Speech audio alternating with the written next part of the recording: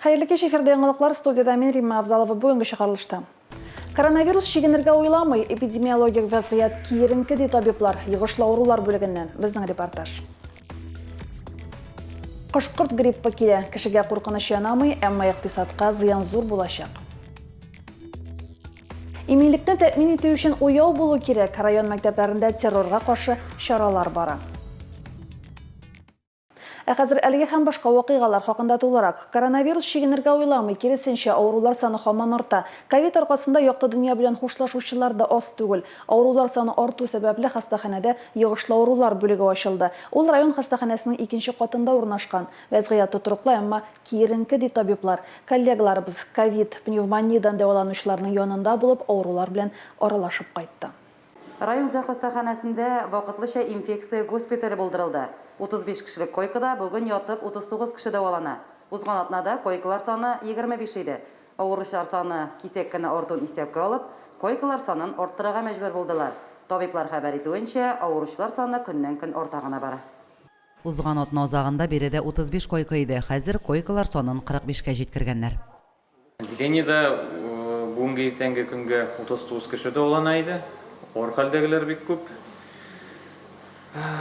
Авырулар саны пока кимеми инде бик күп итеп киләләр. Кислородта бик күп кеше, кислород ала бирсә кайтырга тиеш дип көтәбез. Дополнительный концентраторлар әлегә бөтен кислород кемдәдер занят инде дип әйтик. Халык телендә кызыл зона дип йөргән дәвалану бүлегендә бүген 39 авыру дәвалана. Аларның күбесе кислородка мохтаҗ. Ел башыннан бүгенге көнгә кадәр республиканың төрле хастаханәләрендә 237 кеше дәвалану үткән.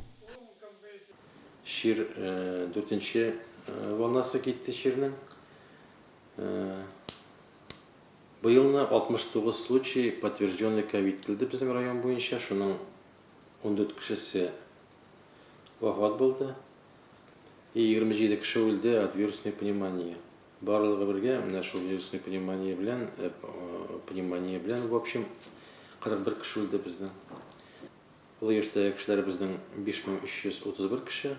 Шуның 2037-сі привиты. Бізге керек 5331 кішіні, 60 яштан олар кішілеріні прививка сатырға. Прививканың бүтінісі бар. Ауруларның хәле бик начар, күбесенә тын җитми. Ауруларның хәлен күпмедер җиңеләйтү өчен табиблар барысын да эшләргә тырыша. Yüksекine kırdım. Врачlar ребят, дарулар бар, бүтінісі олға таба. Başta kerende halde o başta ofisinde. İkotma şeylerini gibi. İdiyottum bana 2 güne könerim больницаға çıkanga. Temperaturam düşmedi. Halim bulmadı. Ne больницаға kirgeçtim, temperaturam düşürdüler. Allah'a şükür. Hazırak oşuy başladım. Hazırak hal kirgenge bugün qarilar. Bir çista qarilar bütünüsü de tümük personelga rahmet. Хастаханәдә бүген 6 дәнә кислород концентраты бар. Бу атнада тагын 10 дәнә шундый концентрат кайтырга тиеш. Кирәкле җиһазларны алырга игенәчеләребезнең дә ярдәме зур булуын билгеләп үтә табиблар. Лилия Шәймиева, Динар Минхаҗев, Мөслим телевидениесе. Эпидемиологик вазгыятның начарлануы һәм вакцинация темплары әкрен бару сәбәпле Татарстанда яңа шикләүләр кертелде. 11 октябрьдән вакцинация үтүен раслаучы QR-код яки соңгы 6 ай эчендә коронавирус белән авыру турында белешмәсе булганнар гына җәмәгать урыннарында йөри ала. Мәдәни һәм спорт чараларын үткәргәндә халык саны 50%-тан артмаска тиеш. Оештыручыларның һәм чарада катнашучыларның вакцинация үтүен раслаучы QR-код яисә коронавирус белән авыру турында белешмә бар икән, залны 70% тутырырга мөмкин.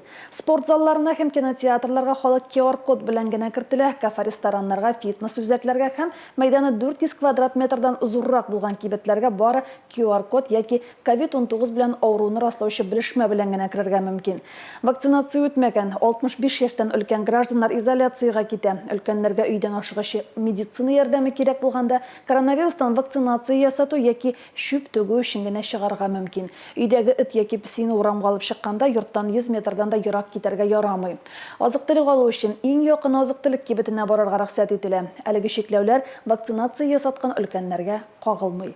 11 октябрьдә чыккан тагын бер карар нигезендә Татарстанда коронавируска каршы вакцинация ясату мәҗбүри дип куелды. 9 ноябрьгә кадәр вакцинаның беренче компонентын, 7 декабрьгә кадәр икенче компонентны ясату шарт.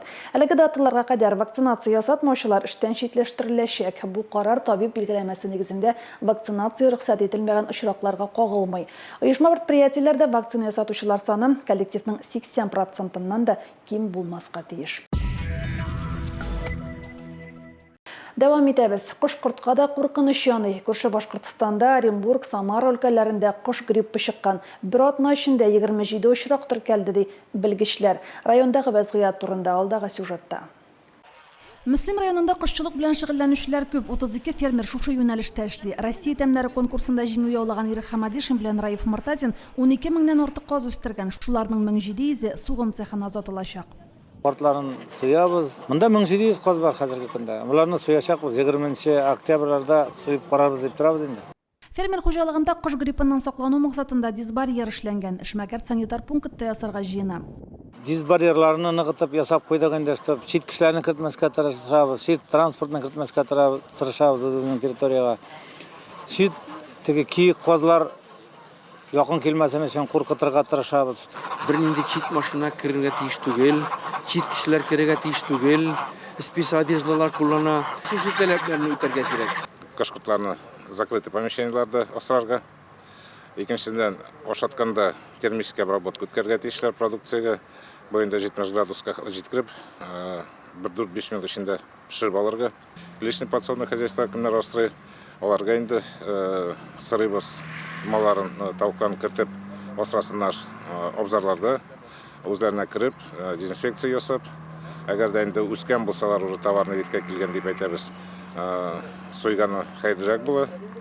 Кош гриппын йорт кошларына күчмә кошлар ертергә мөмкин. Шуңа йорт кошларын сулыклар янына җибәрбән, гомумән ябылуда тоту отышлы. Белгечләр теләсә кемнән азык сатып алмаска киңәш итә. Азык калдыкларында җыештырып бару кирәк. Симптоматика шундарак була инде.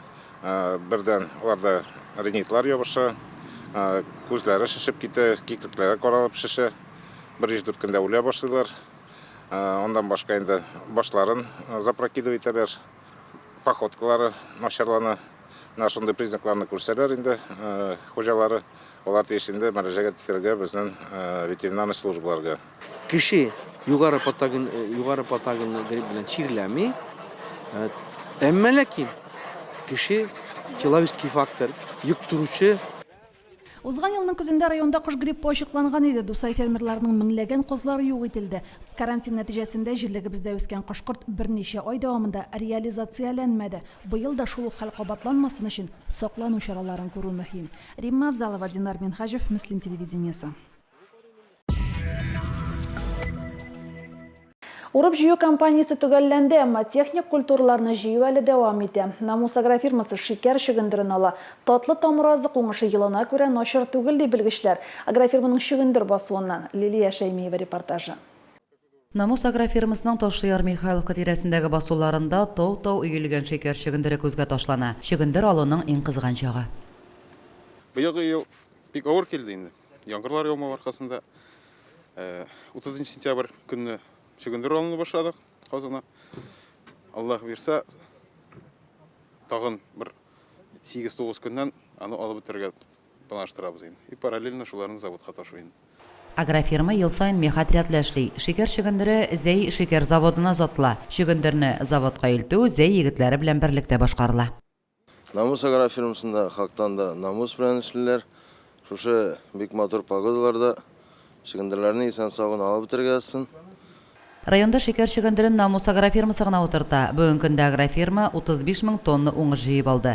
Шөгендер алуны 15 октябрьгә төгәлләргә планлаштыралар. Лилия Шәймиева, Динар Минхаҗев, Мөслим телевидениесе. Мәктәп яшендәге балалары булып та 10 000 сум күләмендә бер тапкыр бирелүче акчаны алмаган гаиләләр бар. Пенсия фонды гаризаларны 1 ноябрьгә кадәр кабул итә. Исегезгә төшерәбез, әлегедер түләү 1 сентябрьгә кадәр 6 яше һәм 3 июльдән соң 18 яше тулган балалар өчен бирелә. Әлеге ярдәмне баланы уллыкка алучылар, опекуннар һәм попечительләр дә алырга мөмкин. Бу төр түләү гомуми белем алуларын дәвам иткән очракта 18 яшьтән 23 яшькә кадәр сәламәтлекләре шикле гражданнарга да билгеләнә. Бүгенге көнгә кадәр гариза бирмәгән әтиәниләр моны 1 ноябрьгә кадәр дәүләт хезмәтләре порталы аша эшли ала, опекуннарга пенсия фондының клиентлар хезмәтенә шәхсән мөрәҗәгать итәргә кирәк.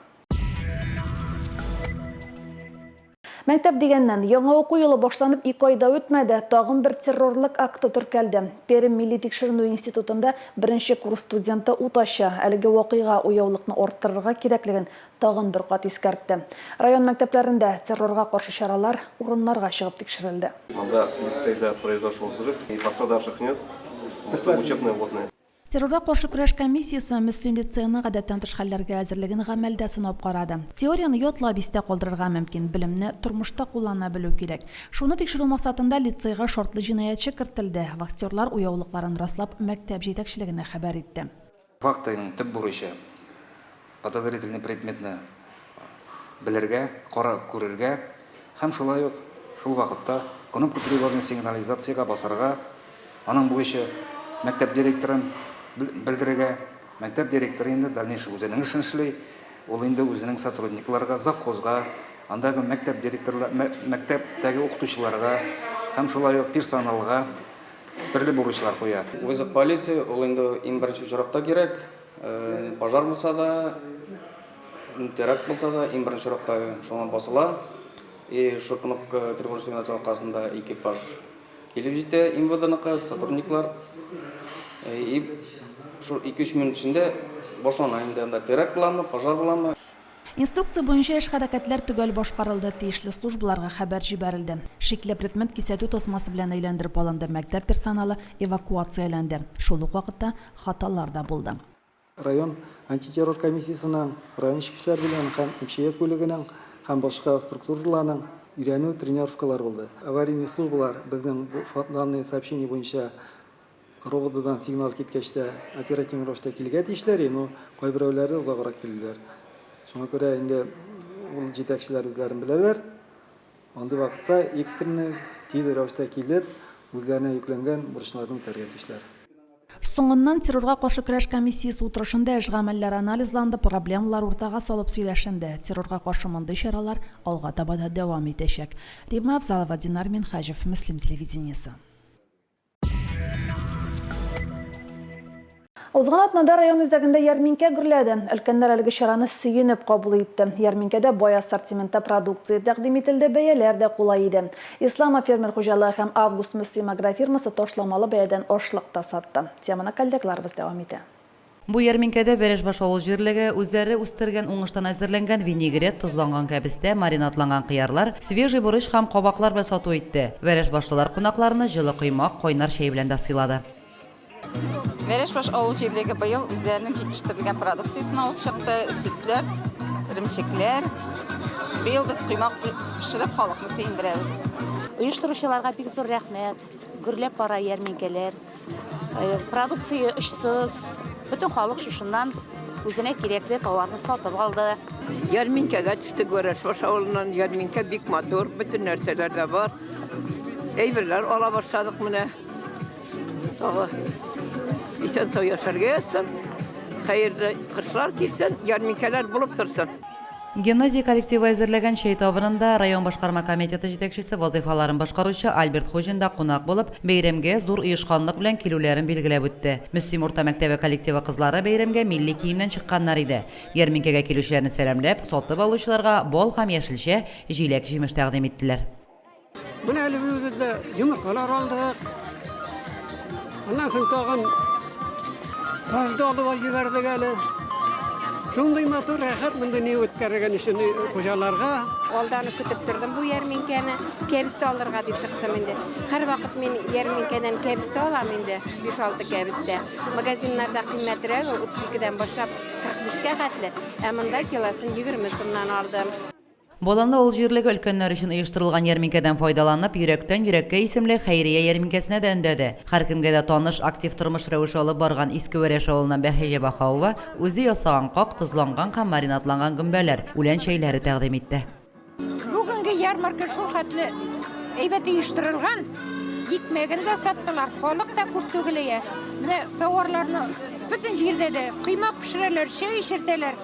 Моны оештырган кешеләргә һәм шунда катнашкан кешеләргә бик зур рәхмәт. Бик матур, көне дә шундый кояшлы, рәхәт. Шуңа менә бала белән чыктык әле. Барып кайтырга, әйберләр алырга бик нык әзерләнгәннәр. Шундый күп выставкалар. Ни генә юк монда.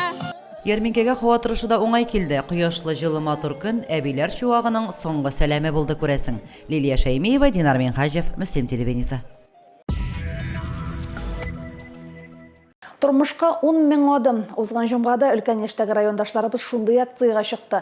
Җәяү йөрү сәламәтлек өчен файдалы диләр. Ул тонусны күтәрә һәм йөрәк-кан тамырлары системасының эшчәнлеге өчен файдалы. Җәяү йөрү умыртка баганасын һәм суставларны да ныгыта, эчке органнарны кислород белән баетуда, кан басымын көйләүдә дә зур роль уйный. Стресстан да ярдәм итә диләр. Тормышка 10 мең адым акциясында катнашучыларны башкарма комитет җитәкчесенең социаль-мәдәни мәсьәләләр буенча орынбасары Марина Бадретдинова сәламләде. Менә шушындый матур акция белән тәбрик тәбрик итәбез. Чөнки инде көн матур, табигать матур, искиткеч, җитмешлек кар яумый, җил исми, барсы да безнең өчен, менә әйтеп китләр, сәламәт яшәү рәвеше, ул инде бүген безнең бик мөһим. Район ветераннар советы рәисе Илгиз Низамов, Россия пенсионерлар берләшмәсенең Мөслим бүлеге җитәкчесе Рөстәм Шәрипов өлкәннәрне бәйрәм белән тәбрикләде. Медицина хезмәткәренең хәер фатихасын алып, өлкәннәр акцияга старт бирде. 20ләп райондашыбыз 5-6 километр ораны җәяү үтте. Возрастная категория наших граждан сегодня примут участие в этой акции. Называется акция «10 тысяч шагов к нашему здоровью». И, конечно, как руководитель пенсионного фонда я не смогла тоже остаться в стороне и решила тоже пройти вместе с ними вот эту территорию, которая, ну, наверное, прибавит нам немножко здоровья.